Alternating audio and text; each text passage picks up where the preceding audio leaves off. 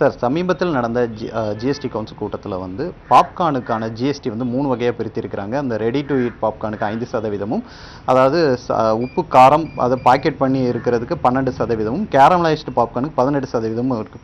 ஏற்கனவே வந்து பொதுமக்களில் ஒரு குற்றச்சாட்டு இருக்குது, திரையரங்கில் வந்து பாப்கார்னோட ரேட்டுகள் வந்து அதிகமாக இருக்குது அப்படின்ற ஒரு குற்றச்சாட்டை முன்வைக்கிறாங்க.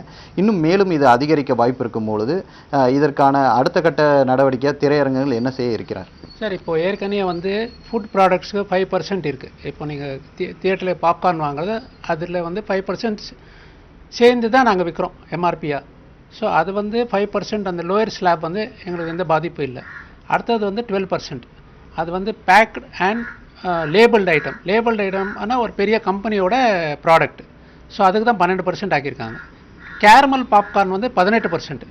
இப்போது கேரமல் பாப்கார்ன் வந்து 5%லேருந்து டைரெக்டாக வந்து 18% போயிருக்கு, அது 13%. கேரமல் பாப்கார்ன் வந்து லக்ஸுரி ஐட்டம்னு சொல்லி கவர்மெண்ட் ஃபீல் பண்ணுறாங்க, அதனால தான் அது 18%க்கு போயிருக்கு. சார், இப்போ இதனால் இப்போ டிக்கெட் அந்த பாப்கார்னோட விலையில் வந்து எந்த அளவுக்கு ஒரு மாற்றத்தை வந்து நம்ம எதிர்பார்க்கலாம்? ஒரு 100 ரூபா 150 ரூபாய் வாங்குறவருக்கும் இந்த பாக்கெட் இந்த ஜிஎஸ்டி வகைப்படுத்தும் போது எந்த அளவுக்கு ஒரு மாறுதல் இருக்கும்? இல்லை சார், இப்போது எல்லாம் ரெசிஸ்டன்ட் லெவல் வந்துருச்சு. இப்போ பாப்கார்ன் ரேட் வந்து நீங்கள் சொல்கிற மாதிரி எல்லா இடத்துலையும் அதிகமாக ரேட் விற்கிறாங்க. அதுக்கு மீறி நம்ம ஜிஎஸ்டினாலே திருப்பி அதிகமாக விற்றா தியேட்டருக்காரங்களுக்கு தான் ப்ராப்ளம். ஸோ எது அதிகமாக ஜிஎஸ்டி ரேட் இருக்கோ அந்த ப்ராடக்ட்ஸு விற்காத மாதிரி நாங்கள் மார்க்கெட்டிங் பண்ணி ஸ்டார்ட் பண்ணணும். ஸோ அது 5% இதில் தான் இருப்போம். ஸோ கூடி சீக்கிரத்தில் நீங்கள் கேரமல் பாப்கார்ன் ரேட்டுனால சினிமா தியேட்டரில் விற்கப்படாதுன்னு என்னோட நம்பிக்கை. சார், இந்த ரேட்டோட ஒரு டிஃப்ரென்ஸ் எவ்வளோ இருக்கும் சார்? இப்போ ஒரு 300 ரூபாய் 400 ரூபாய்க்கு நார்மலாக ஒரு பாப்கார்ன் வாங்குறதுக்கும் இந்த ஜிஎஸ்டி ரேட்டுக்கு அப்புறம் எந்த ஒரு மாற்றம் இருக்கும்? சார், இப்போ கேரமல் பாப்கார்ன் வந்து ஏற்கனவே 5% இருந்தது. இப்போ வந்து ஒரு கேரமல் பாப்கார்ன் 100 ரூபான்னு வச்சுக்கோங்களேன். அதில் வந்து 95 ரூபா பேஸ் ப்ரைஸு, 5% டேக்ஸு. ஸோ 100 ரூபான்னு சொல்லிட்டு நாங்கள் விற்றுட்டு இருந்தோம். இப்போ வந்து அது 18% ஆகுது. ஸோ அந்த 100 ரூபா பாப்கார்ன் வந்து 18% நியர்லி 115 ரூபா ஆகும். ஒரு 100 ரூபா, அதாவது மினி சைஸு. அதே வந்து அவங்க டப்பன் வாங்கினாங்கன்னா 500 ரூபா வாங்கினாங்கன்னா அது 575லேருந்து 600 ரூபா. ஒரு 500 ரூபா பாப்கார்ன் வந்து 90 ரூபா ஏறும்.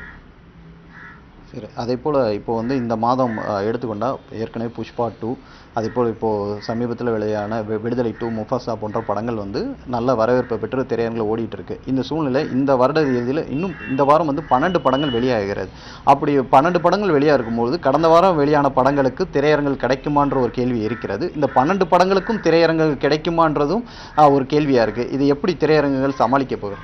இல்லை, அது ரொம்ப கஷ்டமாக இருக்குது சார். ஏன்னா விடுதலை முஃபாசா வந்து இப்போது நல்லதான் போயின்னு இருக்குது. இப்போ திருப்பி கிறிஸ்மஸ் இந்த வாரம் வரும், 25ஆம் தேதி ஹாலிடேஸ். இதுக்கு முன்னாடி வந்து இந்த 3 நாளையே நீங்கள் பார்த்தீங்கன்னா எக்ஸாம்ஸ் எல்லாம், ஃபைனல் எக்ஸாம்ஸ் எல்லாம் ஒன்றுன்னா ஒரு ஸ்கூலாக முடியுது. ஸோ இந்த திங்கட்கிழமையிலேருந்து எங்களுக்கு கலெக்ஷன் நல்லா இருக்குது.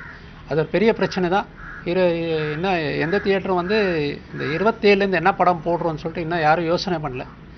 இன்றைக்கி நாளைக்கு கலெக்ஷன் பார்த்துட்டு, ஆனால் 25 நாங்கள் தர்ஸ்டே தான் நாங்கள் டிசைட் பண்ணுவோம் எந்த படம் ஒரு ஷோ கம்மி போடுறதா. ஆனால் 12 படத்துக்கெல்லாம் வாய்ப்பே இல்லை தியேட்டர் கிடைக்கிறது. செய்திகளை உடனுக்குடன் தெரிந்து கொள்ள உடனே சப்ஸ்கிரைப் பண்ணுங்க.